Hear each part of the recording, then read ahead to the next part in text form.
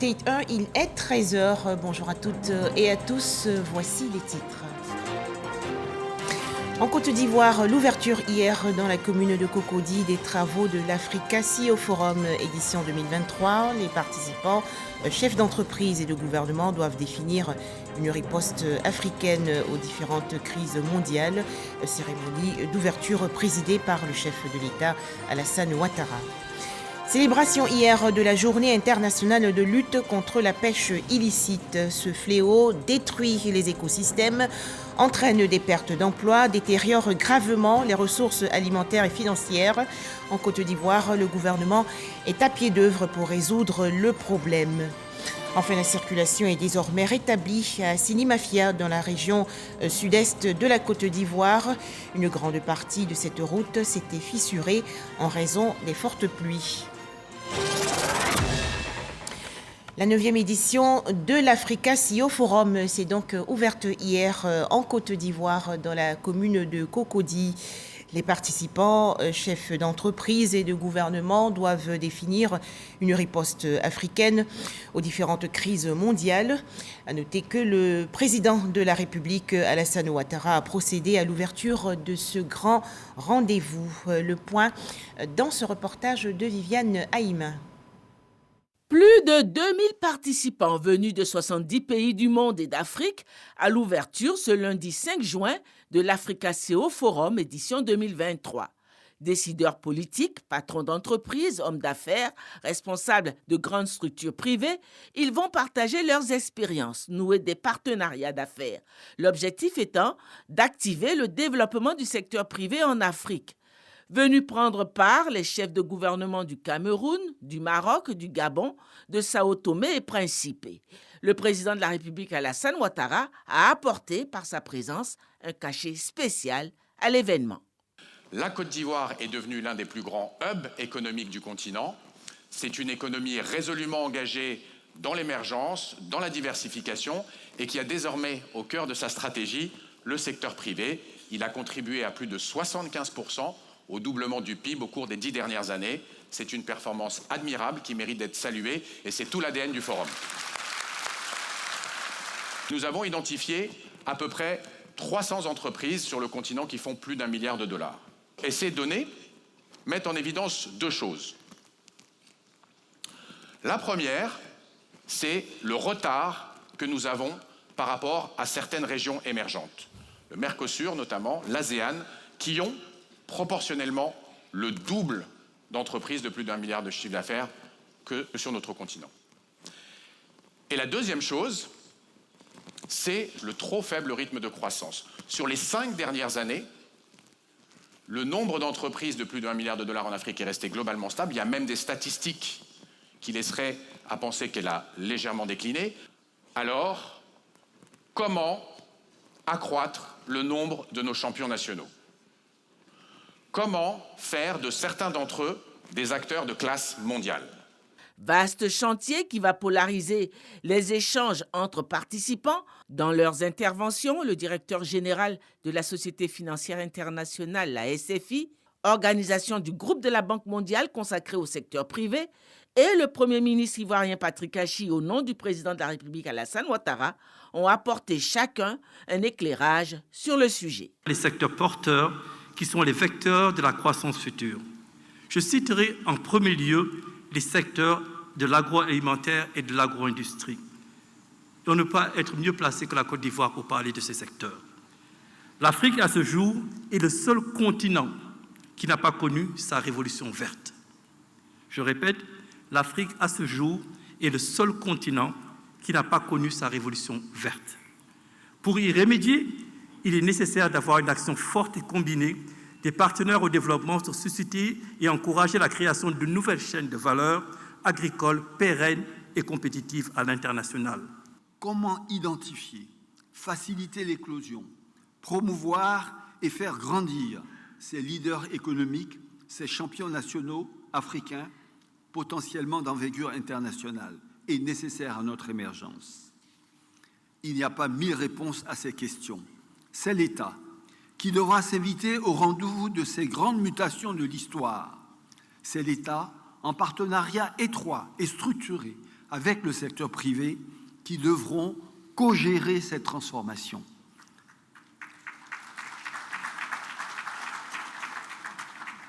Comme l'illustre l'expérience de nombreux pays qui ont émergé, il nous faut des États capables de repenser certains modèles économiques apparemment gravés dans le marbre.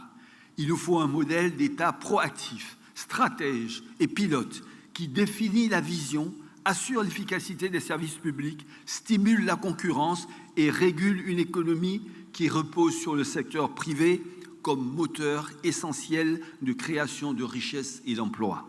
Que cette grande rencontre d'Abidjan constitue un creuset et un moment privilégié pour les décideurs des secteurs privés et publics de nouer des relations qui nous permettent d'atteindre ces objectifs. Souhaitons que cela soit le lieu de propositions, de solutions disruptives et concrètes face aux défis de l'émergence des champions africains, ceux qui traceront les nouveaux sillons garants de l'épanouissement des générations à venir. C'est sur ces mots d'ambition, d'engagement et d'espoir que je voudrais, au nom de son Excellence, Monsieur le Président de la République, Alassane Ouattara, déclarer ouverts les travaux de la 9e édition de l'Africa CEO Forum, que je souhaite enrichissant et fructueux.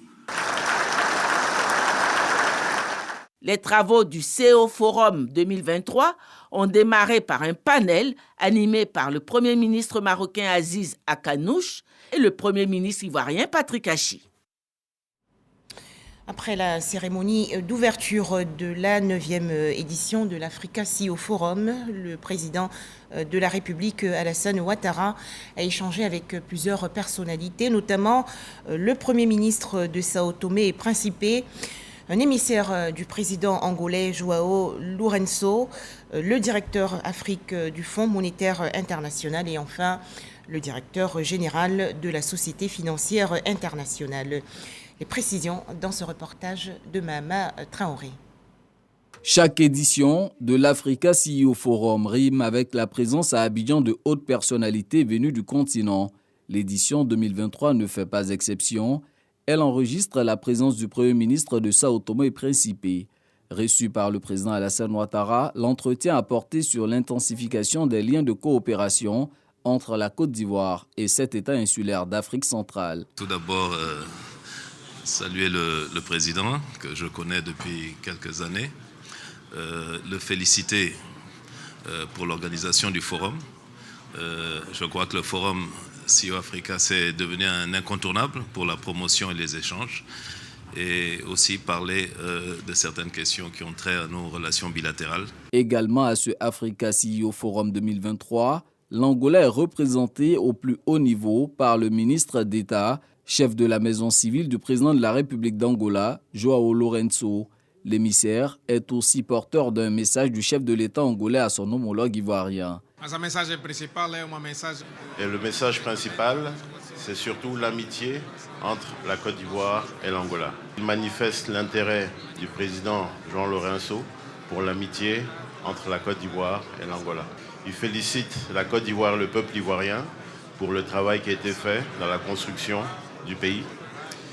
Il répond au désir et à l'invitation qui lui a été faite de venir ici en Côte d'Ivoire. Le récent accord conclu entre la Côte d'Ivoire et le Fonds monétaire international FMI pour la mise à disposition de plus de 2000 milliards de francs CFA était au cœur des échanges entre le président Alassane Ouattara et Abébé Sélassié, directeur du département Afrique du FMI. Juste avant lui, le Sénégalais Mactar Diop, directeur général de la Société financière internationale SFI, est venu présenter au chef de l'État les nouveaux engagements de son institution en faveur de la Côte d'Ivoire. Nous sommes sur le point de signer un projet de 90 millions de dollars pour la production de médicaments. Signer également un mémorandum avec le ministère du Logement pour la préparation de la construction de 5000 logements en Côte d'Ivoire. Et ceci s'ajoute à ce que nous faisons déjà dans le domaine de l'énergie et dans le secteur agricole. La SFI, institution financière de développement dédiée au secteur privé, est le co-organisateur de Africa CEO Forum. Pour les 2 prochaines années, elle compte augmenter de 50% ses interventions sur le continent africain. Le Premier ministre Patrick Hachi a également échangé avec des personnalités lors de cette 9e édition de l'Africa CEO Forum. Il s'agit du chef du gouvernement gabonais et du Premier ministre camerounais. Au centre des échanges, le renforcement de la coopération économique entre la Côte d'Ivoire et le Gabon et bien sûr les relations économiques entre la Côte d'Ivoire et le Cameroun. Plus de détails dans nos prochaines éditions. Africa CEO Forum 2023, un panel intitulé « Investir en Côte d'Ivoire » a été présidé hier par le Premier ministre Patrick Hachi, présenté et expliqué aux participants et investisseurs les forces de l'économie ivoirienne. Les détails, Alexis Ouedraogo. La salle apprêtée pour le panel « Investir en Côte d'Ivoire » refuse du monde. Ce lundi, en marge de la cérémonie officielle d'ouverture de l'Africa CEO Forum, de nombreux investisseurs sont venus découvrir ce que la Côte d'Ivoire a de meilleur à leur offrir. Nous sommes au cœur de la transformation de l'Afrique. Et aujourd'hui, nous sommes en train de voir comment nous pouvons bâtir des champions de demain, comment nous pouvons faire en sorte que l'Afrique joue son rôle dans cette humanité qui est en train de se construire. L'événement qui réunit durant 48 heures plus d'1 millier de décideurs économiques et politiques a au cœur des réflexions l'émergence de la prochaine génération de champions africains. C'est surtout l'occasion pour le chef du gouvernement de présenter les réformes structurelles et sectorielles entreprises pour faire de la Côte d'Ivoire l'un des moteurs majeurs de l'économie africaine. La Côte d'Ivoire marche aujourd'hui à pas de géant. Demain, j'en suis convaincu, elle va encore accélérer grâce à votre audace, votre engagement, vos investissements. Mesdames et messieurs les investisseurs, rejoignez-nous. Oui, venez avec nous faire de notre Côte d'Ivoire cette patrie de l'hospitalité, une terre de modernité, de créativité, une terre de prospérité et de solidarité. Développement urbain, tourisme, agro-industrie, industrie créative, télécom, digital, mines, textile, pharmacie, autant de secteurs à fort potentiel d'investissement à visiter. Plus tôt dans la journée, à la tribune officielle du forum, Patrick Hachi et son homologue Aziz Aknour du Maroc partageaient leur vision de la situation économique du continent et des mesures à mettre en œuvre pour favoriser l'investissement. Les deux pays leaders, en plusieurs points sur le continent, entendent jouer un rôle plus important dans la chaîne des valeurs mondiales. Et à l'issue de la première journée de l'Africa CEO Forum 2023, la Côte d'Ivoire a signé 3 protocoles d'accord d'un montant estimé à plus de 450 millions de francs CFA. Objectif, booster durablement l'économie ivoirienne en accélérant la transformation industrielle. Ces protocoles d'accord concernent donc des projets d'infrastructures immobilières et d'ouvrages agro-industriels. Poursuivons avec cette information. Raymond Ndoye Yapi a été promu aujourd'hui vice-président du Sénat de Côte d'Ivoire. Le sénateur Seribi Nguessan, de son côté, a été promu secrétaire du bureau du Sénat. Un tout autre sujet, à présent, la célébration hier de la Journée internationale de lutte contre la pêche illicite. Selon l'Organisation des Nations Unies pour l'alimentation et l'agriculture, la pêche illégale et non déclarée serait responsable de la prise annuelle de 11 à 26 millions de tonnes de poissons, privant ainsi l'économie mondiale de 10 à 23 milliards de dollars. Le gouvernement ivoirien, de son côté, s'attaque sérieusement à ce fléau. Les explications de Dangui. Le secteur de la pêche est une industrie de grande valeur économique selon les experts. Sauf que ce domaine est exposé à une criminalité transfrontalière. Un défi important pour de nombreux pays, notamment pour la Côte d'Ivoire. À l'occasion de la Journée internationale de la lutte contre la pêche illicite, non déclarée et non réglementée, en abrégé pêche INN le 5 juin, le gouvernement a réaffirmé son engagement à lutter contre ce phénomène. Notre pays mène depuis toujours, à travers le ministère des Ressources animales et halieutiques, des actions visant à améliorer et renforcer ses capacités en matière de lutte contre la pêche INN. Et nous pouvons citer, entre autres, un plan national de lutte contre la pêche INN, l'amélioration du cadre juridique et réglementaire avec l'adoption de la loi relative à la pêche et à l'aquaculture et ses décrets d'application. Et enfin, le renforcement du centre de surveillance des pêches, appuyé par la mise en place du projet d'amélioration du dispositif de suivi, contrôle et surveillance des pêches, appelé Pro-surveillance des pêches, qui aura pour vocation d'améliorer les capacités opérationnelles de nos agents en matière de suivi satellitaire des unités de pêche, ainsi que dans la conduite régulière des missions de patrouille conjointe avec notre marine nationale. La Côte d'Ivoire mise sur une coopération interinstitutionnelle entre les agences gouvernementales concernées au niveau national, régional et international pour prévenir, combattre et éradiquer la pêche INN. Les Nations Unies ont déclaré le 5 juin la journée internationale de lutte contre la pêche illicite, non déclarée et non réglementée, en abrégé pêche INN. Autre célébration hier, la journée mondiale de l'environnement édition 2023. La Côte d'Ivoire, on le sait, est le pays hôte de cet événement consacré à la lutte contre la pollution plastique. Les explications de Grace Kando. La Côte d'Ivoire, choisie par les Nations Unies comme pays hôte pour porter le flambeau de la lutte contre la pollution plastique. La sensibilisation s'accentue à cette célébration du cinquantenaire de la Journée mondiale de l'environnement. La prolifération des sachets plastiques constitue une menace pour les populations. La directrice exécutive des Nations Unies tire la sonnette d'alarme. Le monde produit plus de 400 millions de tonnes de déchets plastiques chaque année. Moins de 10% de déchets plastiques jamais produits ont été recyclés. Où finit le reste? Enterré, brûlé, jeté, souvent après une seule utilisation, dans les océans, les cours d'eau et les lacs. Une lutte à laquelle s'associent des organisations non gouvernementales à travers le recyclage des déchets plastiques. Des initiatives qui cadrent avec le thème de la journée, Solutions à la pollution plastique.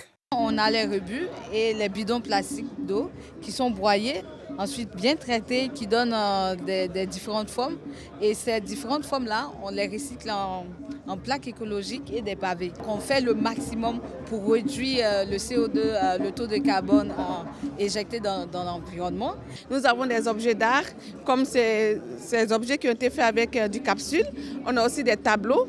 On a aussi des vêtements qui sont faits avec du capsule et du recyclage, avec des sacs, avec des messages écologiques. Notre objectif, c'est de faire d'Abidjan une ville de zéro déchet plastique. La Côte d'Ivoire veut définitivement mettre fin à l'usage des sachets plastiques. Des actions sont menées, des progrès sont constatés. La Côte d'Ivoire continuera à mener des actions en renforçant le partenariat public-privé, en accompagnant plusieurs entreprises dans la gestion durable des déchets plastiques au travers d'une approche d'économie circulaire, de création d'emplois verts, de changements profonds dans le comportement du citoyen. Nous disposerons bientôt d'un nouveau code de l'environnement qui met, entre autres, l'accent sur la responsabilité élargie du producteur et le principe pollueur-payeur en vue d'une protection plus efficiente de l'environnement. Pour rappel, l'État ivoirien a pris un décret en 2013 portant interdiction de la production, de l'importation, de la commercialisation, de la détention et de l'utilisation des sachets plastiques. Je vous l'ai annoncé dans les titres, la circulation est désormais rétablie sur la voie menant à Assini Mafia, localité située dans la région sud-est du pays. Une grande partie de cette route s'était fissurée en raison du fort ruissellement des eaux de pluie. Le trafic routier avait donc été interrompu. À noter que l'AGEROUTE, l'agence de gestion des routes, a effectué des travaux en vue de réhabiliter cette voie. Les détails, Mahama Traoré. Presque 3 heures du matin ce mardi, la circulation est enfin rétablie au niveau du kilomètre 4 de l'axe à Soindé-Assini.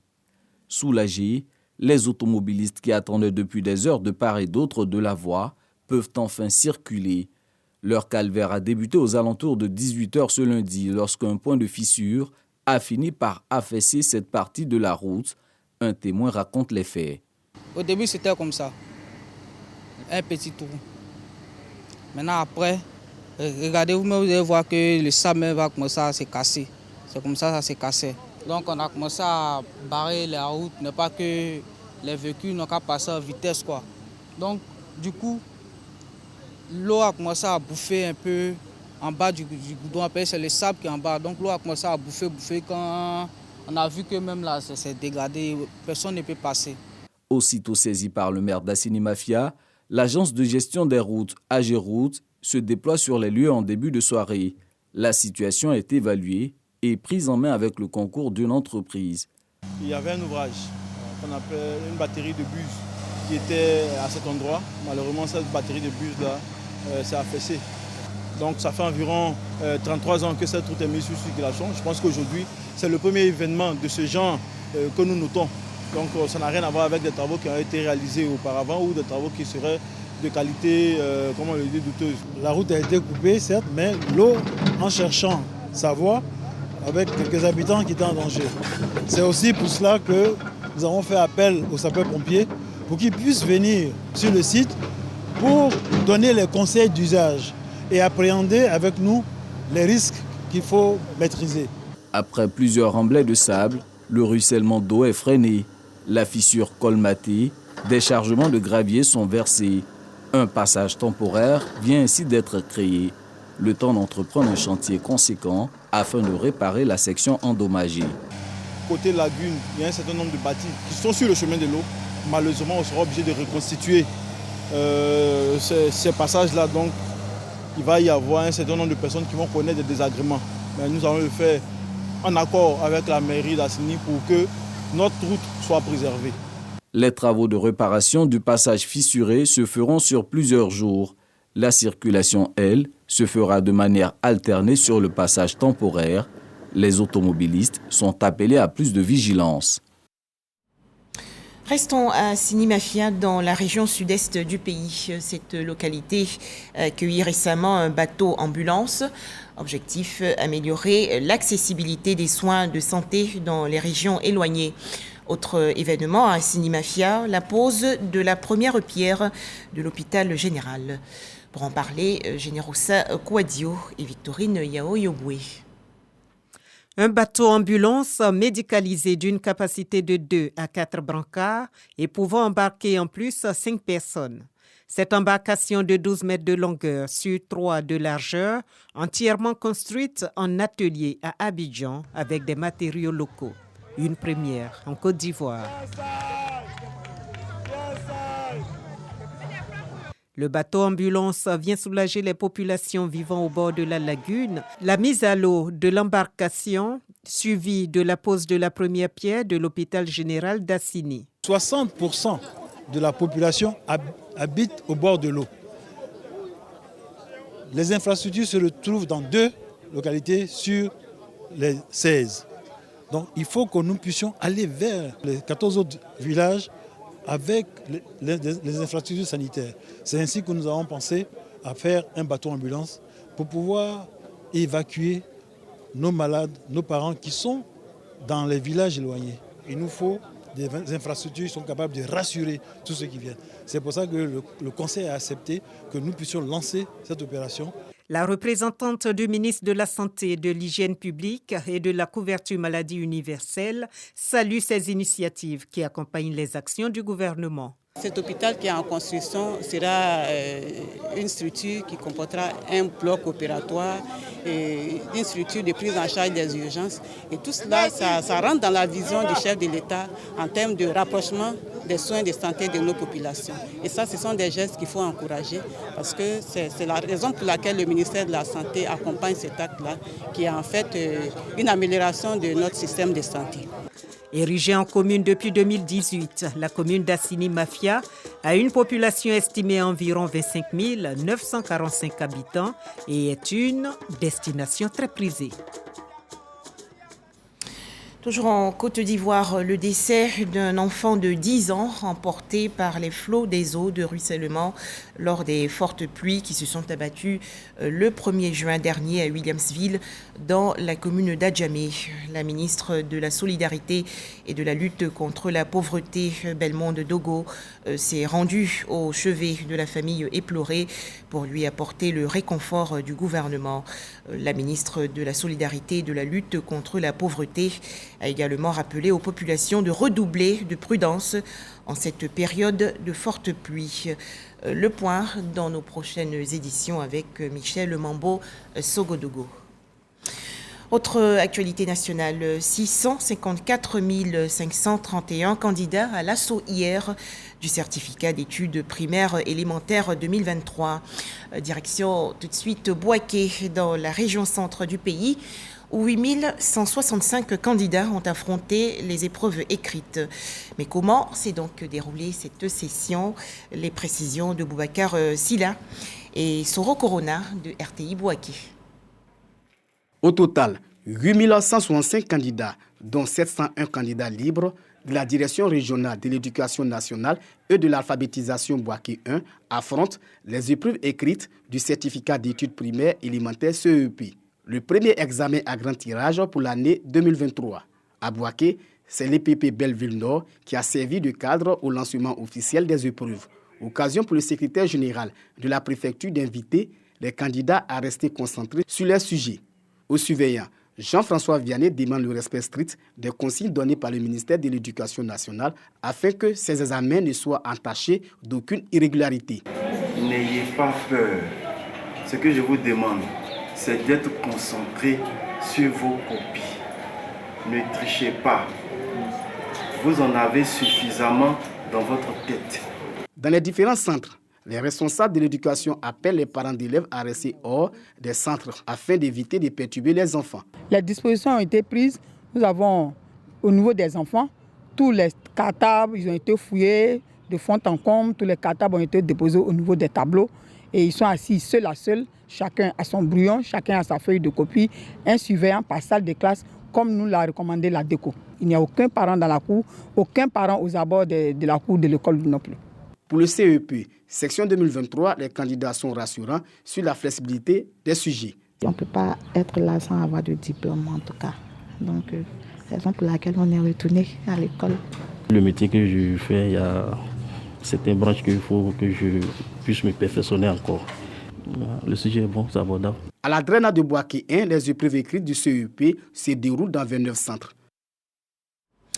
Le CP, le certificat d'études primaires élémentaires 2023 en Côte d'Ivoire, 22 552 candidats ont pris part à cet examen à San Pedro, dans la région sud-ouest du pays. Les détails, Sam Conan.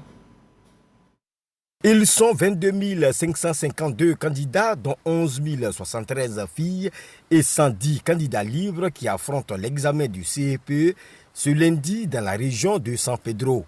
Malgré la pluie, les tout-petits sont présents. Parmi eux, Douflé Nizier Anne, l'un des représentants de la Côte d'Ivoire au concours international de dictée qui vient de se tenir au Canada. J'ai tous les épreuves un peu faciles, en même temps un peu complexes. Bon, en exploitation, tout s'est bien passé. Et j'en espère que les autres épreuves aussi, tout va bien se passer. C'est vrai, c'est un défi parce que toute la Côte d'Ivoire me regarde. Et j'espère que je vais relever le défi. Face aux parents d'élèves qui tournent autour des centres d'examen, le directeur régional de l'éducation nationale et de l'alphabétisation est clair. Ils ont eu tout le temps d'encadrer leurs enfants à la maison. On n'a pas besoin de leur présence. Et c'est ce que je leur ai dit, qu'ils se tiennent loin de nos centres, qui permettent aux enfants de composer dans les meilleures conditions. Parce qu'on veut que le jeu soit loyal pour tout le monde. Le ministre-gouverneur Philippe Légré, qui voulait s'assurer du bon déroulement de l'examen, a fait le tour de quelques centres. Nous avons constaté que l'examen est organisé avec rigueur. Et c'est la Côte d'Ivoire de demain qui est en train de se préparer. Et la Côte d'Ivoire de demain n'a pas besoin d'élèves, des cadres malhonnêtes, des cadres avec peu de moralité. Je suis venu, je l'ai constaté, je pars satisfait. Les 22 552 candidats répartis dans les 92 centres d'examen seront situés sur leur sort le 20 juin 2023. Direction la région ouest du pays avec la deuxième mise sous tension de la localité de Kranzadougou. Les populations ont exprimé leur reconnaissance aux actions de développement du président de la République, Alassane Ouattara. Le point, Khalil Diomandé et Godefroy au Kambawa. C'est un grand soulagement que connaissent aujourd'hui les populations de Krazandougou, dans la sous-préfecture de Gbaple. Après 5 ans d'attente, la deuxième phase de la mise sous tension de leur localité est enfin effective. Délivrées de l'obscurité, ces populations saluent les efforts constants du gouvernement pour l'amélioration de leurs conditions de vie. Avoir de l'électricité, cela assure un grand soulagement à toute la population. L'électricité permettra à nos enfants d'étudier aisément afin d'élever le taux de réussite dans nos différents établissements. Je voudrais saisir cette opportunité pour rendre un vibrant hommage, je dis bien un vibrant hommage à son Excellence Alassane Ouattara qui a facilité l'électrification de toute la sous-préfecture de Gbaple. Il faut l'applaudir. Ces mots de gratitude à l'endroit du chef de l'État sont appuyés par Yapi Yapi, représentant le préfet de la région du Guémon. Il indique qu'à ce jour, le taux d'électrification de la région est de 80%. Il invite les populations de Krazandougou à tirer le meilleur profit de cette connexion au réseau électrique. Maintenant, cette deuxième partie de Krazandougou va avoir du courant. Il faudrait que nos mamans qui sont là-bas, si elles n'avaient pas de congélateur, puissent acheter des congélateurs, il fait chaud, pour vendre de l'eau glacée. L'électrification de Krazandougou désormais acquise, les ambitions des habitants sont portées sur l'eau potable avec pour doléance la construction de 2 châteaux d'eau. Voilà, c'est la fin de cette édition. Merci de rester en notre compagnie, toujours sur les chaînes du groupe RTI.